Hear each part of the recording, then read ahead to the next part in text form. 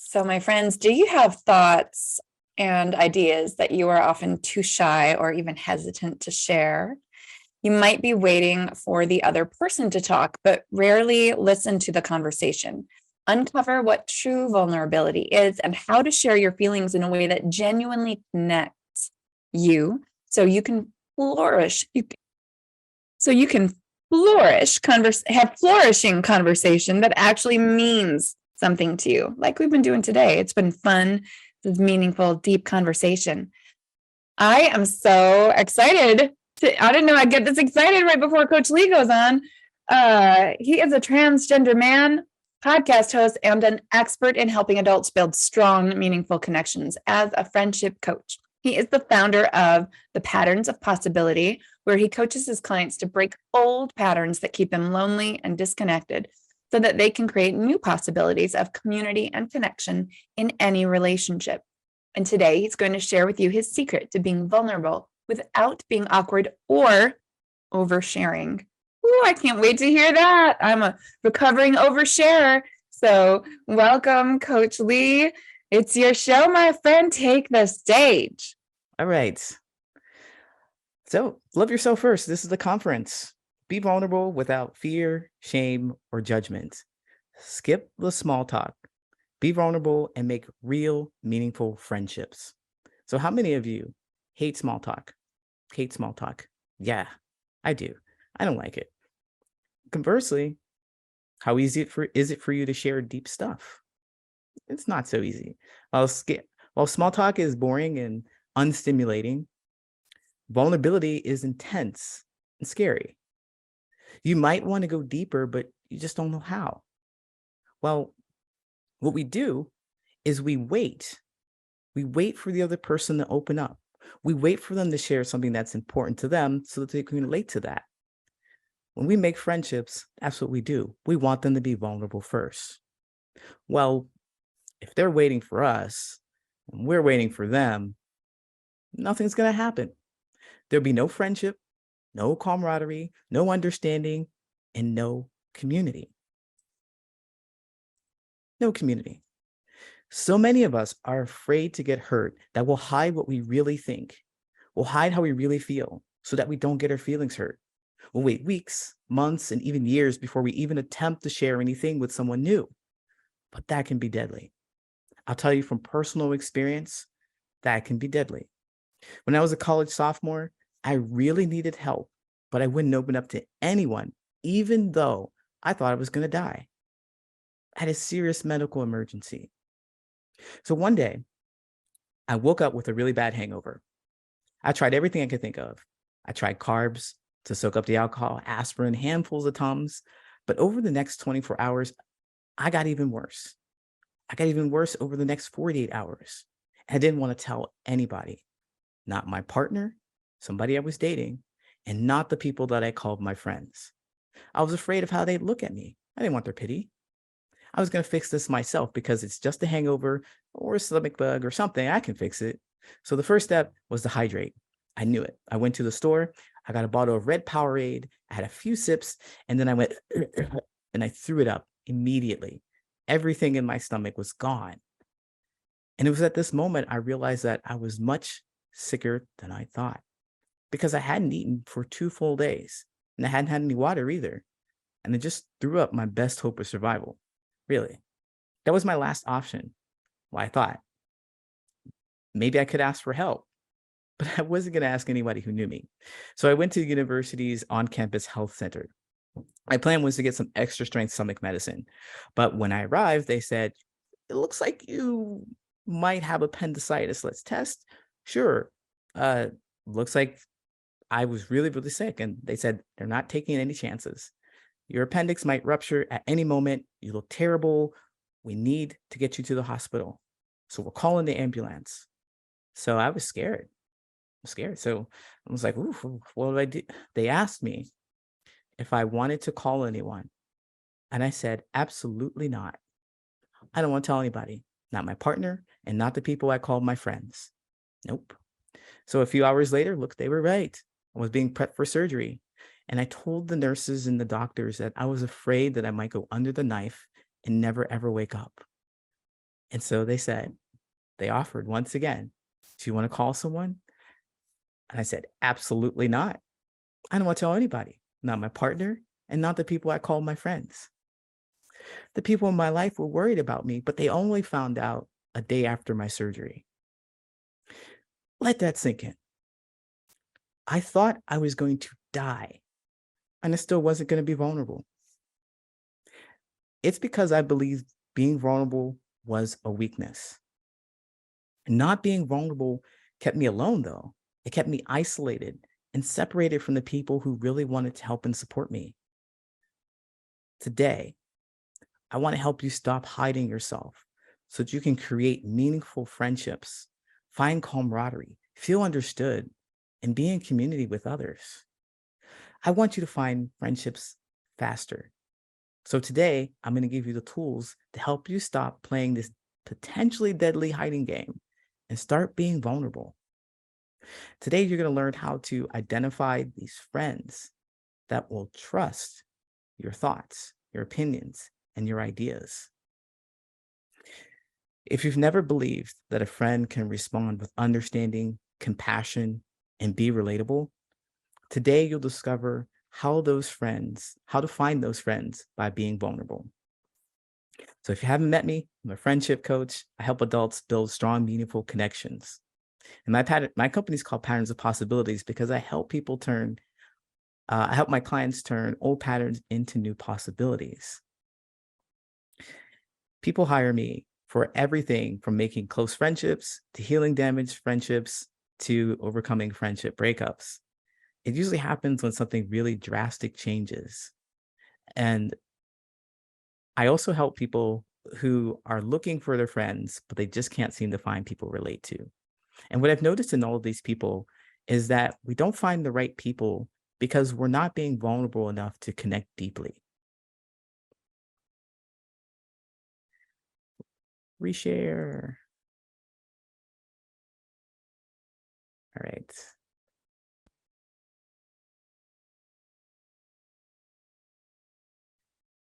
So what is vulnerability? What is vulnerability and why don't we do it? Well, the definition of vulnerability is being exposed to the possibility of being attacked, either physically or emotionally. Why don't we do it? Well, nobody wants to be attacked. Okay. I don't want it. You don't want it. In fact, our brain keeps us safe from sharing. It's a safety mechanism. We want to keep people out who might want to do us harm. We don't want to be ridiculed. We don't want to be judged. We don't want to be shamed. We don't want to take that chance to be attacked. We often equate weakness with vulnerability because if you show vulnerability, we believe that someone will absolutely, without a doubt, attack it. So don't show it to anybody. If you believe, of course, it makes sense. If you believe it's going to happen, if you believe you're going to be attacked every single time you open up, then you won't do it. It just makes sense. But I want you to look at this definition of being vulnerable. Being vulnerable doesn't mean you are going to be attacked. Being vulnerable means that there's a possibility that you will be attacked. So what you want to do, if you're afraid of being vulnerable, you want to get better at recognizing the possibility that you will be hurt from each individual that you meet. You want to get better at recognizing who is best for you. Can you imagine what your life would be like if you spot someone right away who's likely to make fun of you or talk behind your back? Could you imagine how your friendships would be different if you knew that they weren't capable of holding space for you when you needed them the most? Can you imagine? How many of you would like to know what that looks like? Yeah, I know I would have. It would save me a lot of heartache. Well, this is how. I want to introduce you to the GIST storytelling method, the JIST storytelling method. The GIST storytelling method is a 4-part method that's the best way to be vulnerable so that you can cultivate a real meaningful friendship. Some people, when they have the chance to make real meaningful friendships, they start bragging about things that they know or things that they have, thinking that they're the smartest, most interesting person in the room. That will help them win their friends over, and boom, they're going to be popular. Some people start off offering to do or to be something to their new friends, thinking that they have to prove their worth right away. Neither of those are the right place to start with making meaningful friendships. The right place to start is by being vulnerable, by sharing the gist of you, the GIST. Your gist story needs to contain these 4 parts. Your story needs to be joyful. The very first attribute to the gist storytelling method is that your story must be joyful because the purpose is to connect with a memorable, uplifting feeling. The next attribute of the gist storytelling method is to make sure your story is important to you. You have to share something that's important to you. You have to give something to them. Third, the next attribute is secure. You have to be secure in your story. You have to be comfortable with sharing authentically. You don't want to adjust based on what you think they're going to say or do. It's a mistake to try and guess what they want. You have to let them tell you and be able to accept their response. And we talked a whole lot about it today, but you need to be secure. The final attribute is to make sure your story is truthful. You want to make sure you share the truth. Lying or even stretching the truth defeats the whole purpose of being vulnerable. So if you're just meeting someone new and you want to see if they're a good fit, share the gist of you. If you've known each other for a long time, maybe even a few months, and want to connect deeper, share the gist of you. For the next few minutes, I want to go over the 4 pieces of the gist storytelling method. Joyful. Connect with joy. The most important part of the gist storytelling method is not up for debate. The most important part of speaking your truth and being vulnerable is the joyful emotion that you display. The joyful emotion shows up in how you feel about the story that you share. The reason why you want to do this is to discover a compatible sense of humor. That's just one of the reasons. If you choose a story that brings you joy because you had a fun experience or you find humor in it, you are going to share an essence of what brings you joy, what is fun and interesting. And you're not being fake happy or basking in toxic positivity. You're talking about something that you really like. So the first reason to talk about joy is that it's going to help you know if you enjoy the same things. It's pretty upfront. The second reason is that you want to make sure that they're capable of handling your more darker and unpleasant emotions. So it's important to share your joy because you want to see how they're going to treat you. Let's dive in. To understand that, you have to understand how important your emotions are. Just how powerful and impactful joy is depends on, let's look at these 4 basic emotions. So to fully understand how powerful and impactful joy is, you have to understand the role emotions play in our basic human connection. So let's look at these 4 emotions. The 4 basic emotions: joy, anger, sadness, and fear. Each one has its purpose. Each one signals something different to us about our environment. Each signal from the emotions prompts us to act. So joy, it signals that something valuable is here, and it prompts us to recreate that situation. That's why you want to connect in joy. Anger, it signals that there's something in our way, and it prompts us to fight it.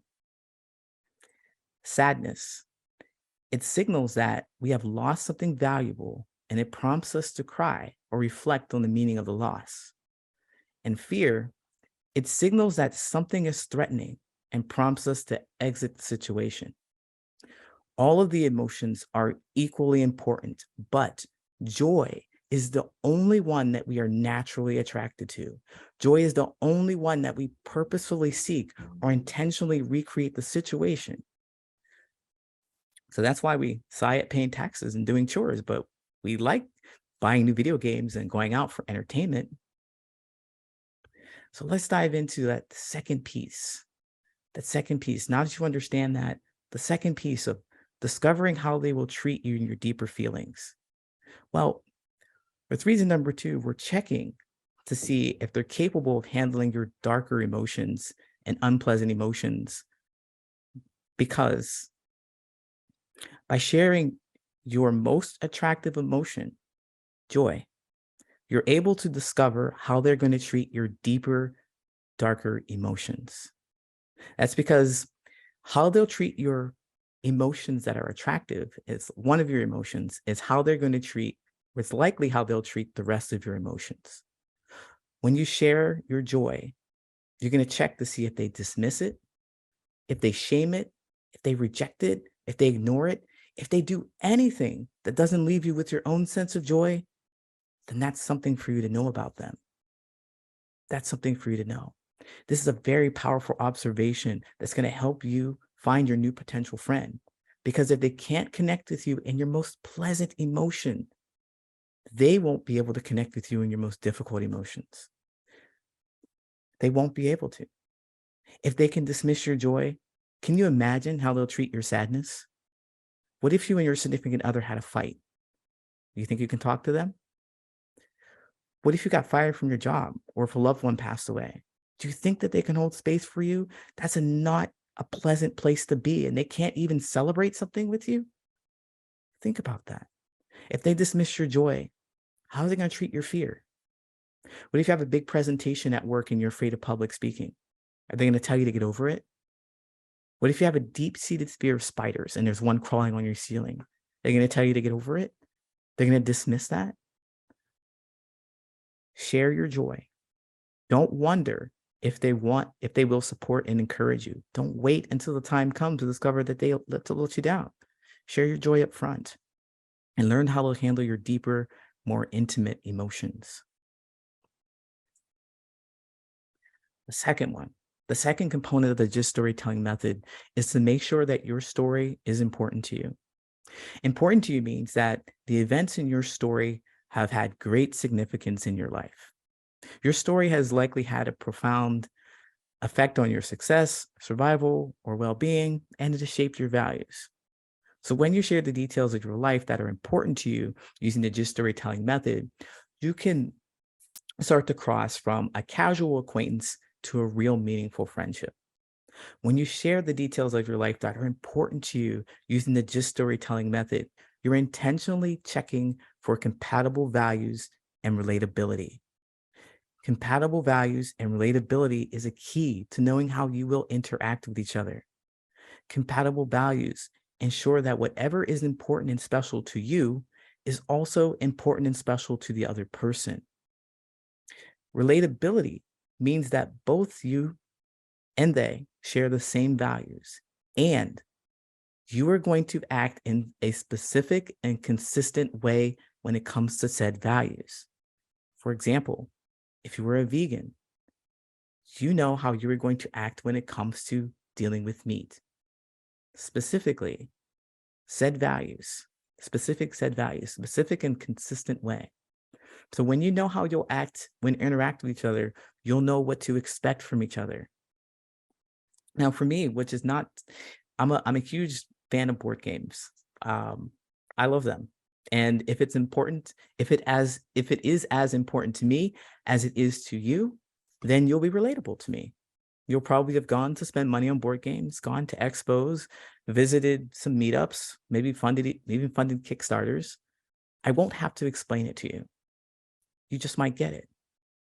And if you get it, then you'll get me. So when you share the details of your life that's important to you, I want you to know that it is up to you to decide how important that experience is to you. Remember, the more important the experience that you share with you, the deeper and more real your friendship can be.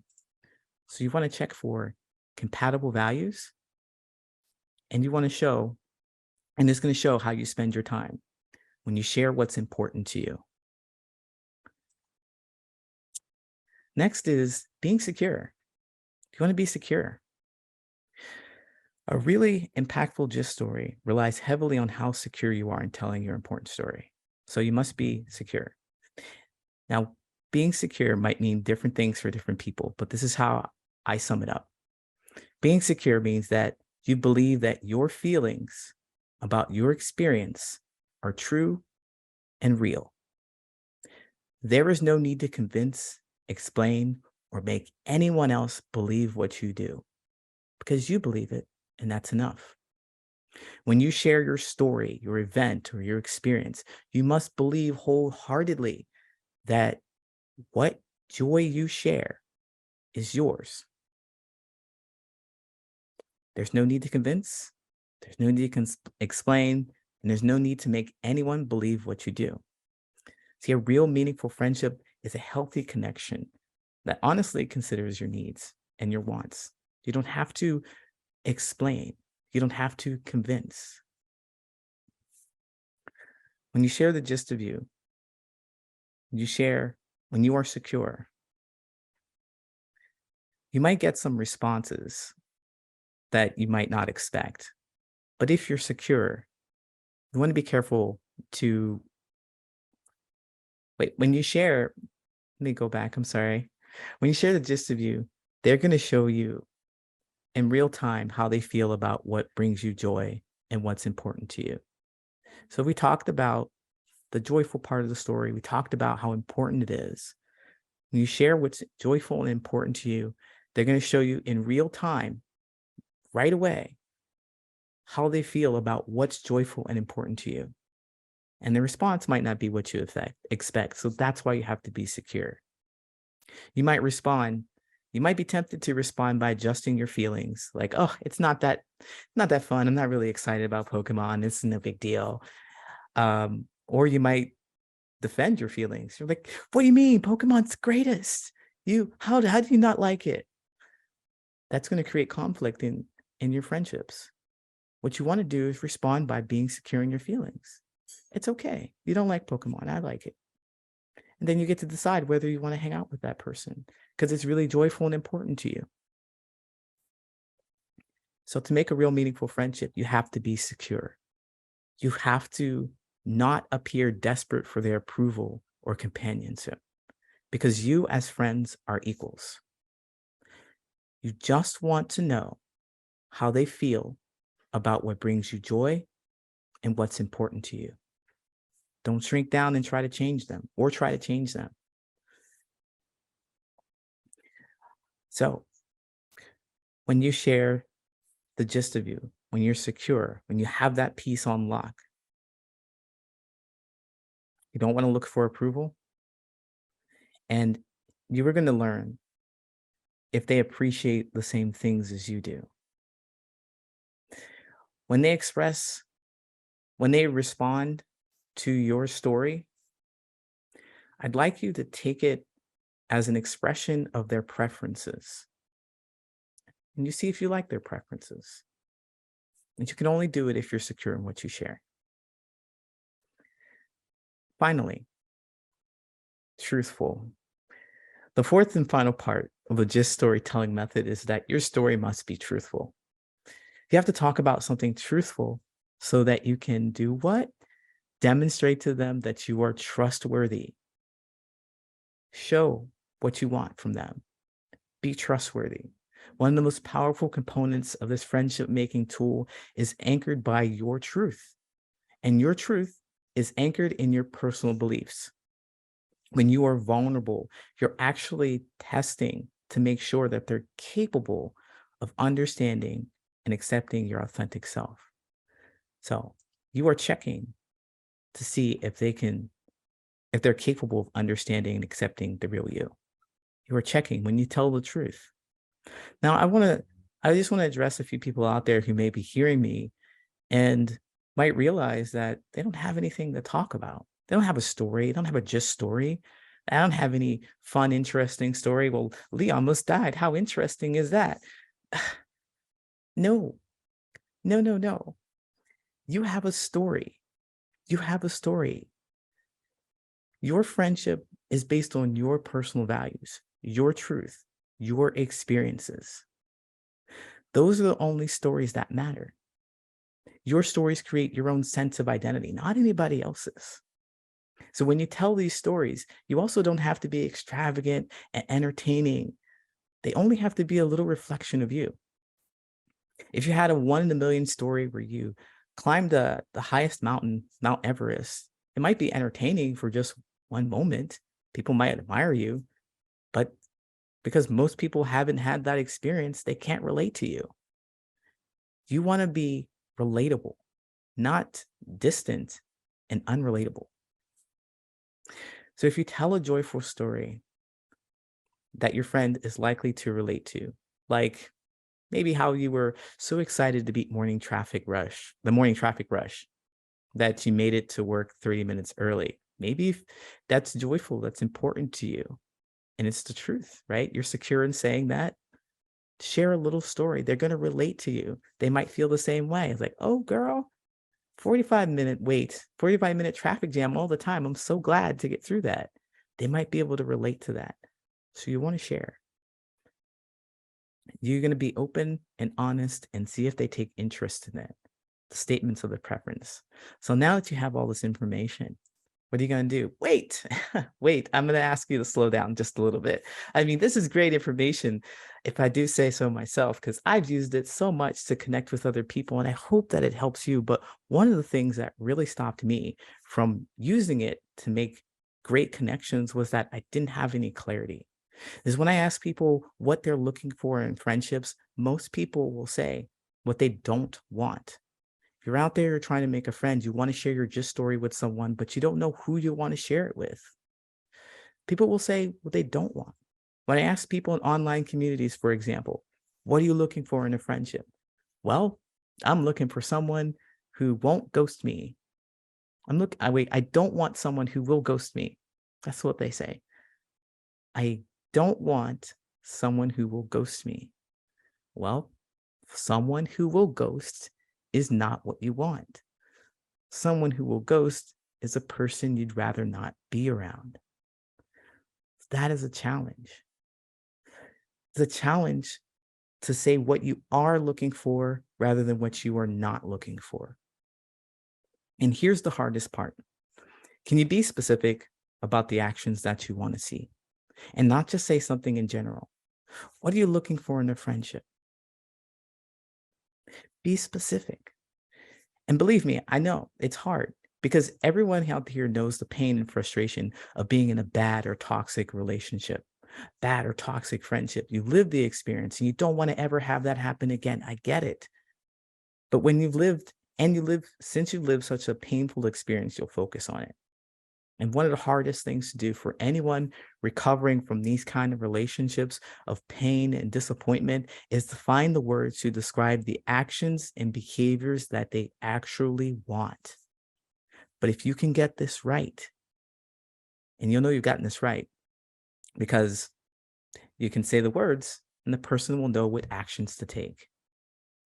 When you describe what you're looking for in a friendship in a clear, actionable manner, the person you are talking to can immediately know if they're interested and capable of doing it. If you get the words right, you can get clarity on the friendship that you're looking for. So before you even start looking for a friend, I have some questions for you to ask. What are some activities that you've had a burning desire to do and wish you had someone who enjoyed them just as much as you? What are some of your favorite topics that you want to talk more about? What have you been complaining that you want to do more of? And how would you ask someone to do this with you? Now, let me give you an example. If you're using the words you want a friend to just chill, you're doing it wrong. Don't do that. If you use the words just chill, you're doing it wrong because there's no action to take when you just chill. The person you're asking to just chill doesn't know what's involved. Now, we get it. I get it. We kind of know what the idea is. Just chill means to do something low stress and relaxing. But what is that low stress and relaxing activity? What is it? The person who knows what they want has something specific in mind to do with their friend. They'd say, I'd want friends to play one-on-one basketball with. They'd say, I want someone to watch my favorite anime with.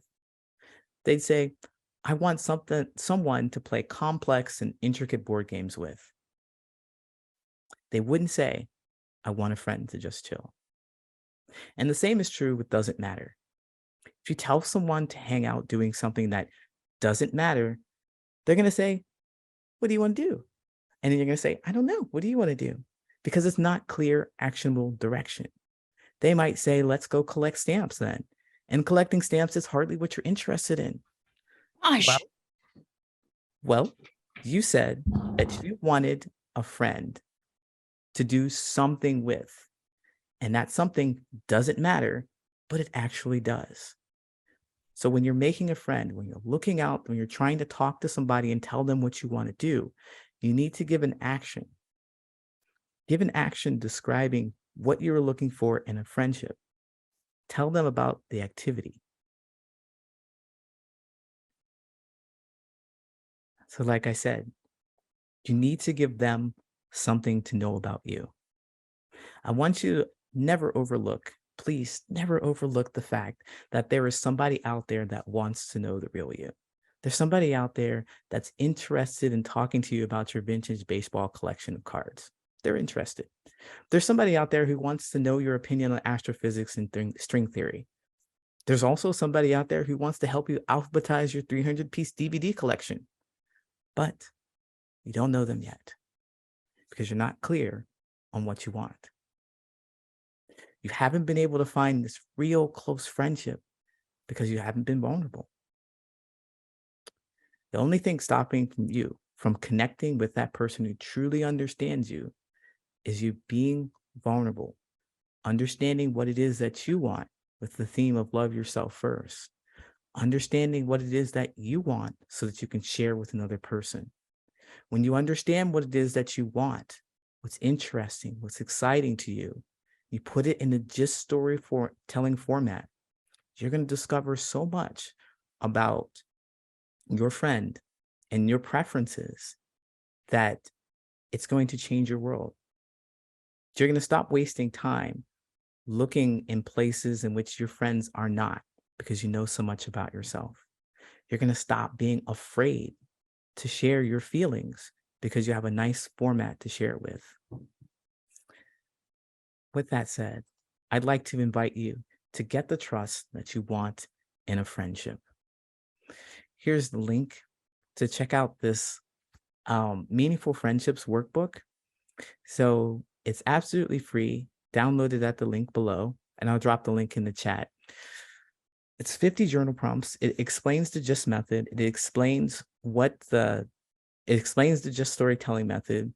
It also explains vulnerability, and it gives you some journal prompts that will help you get to know yourself a little better. If you want to give them something to know about you, if you want to get to know someone, you have to give them something to know about you. So if you don't know what to talk about, there are 50 journal prompts that help you write out some experiences so that you can share with another. Helps you put that in the GIST format. So check that out in the profile, or check that out. The link is right there. I'll drop it in the chat. Thank you so much for your attention.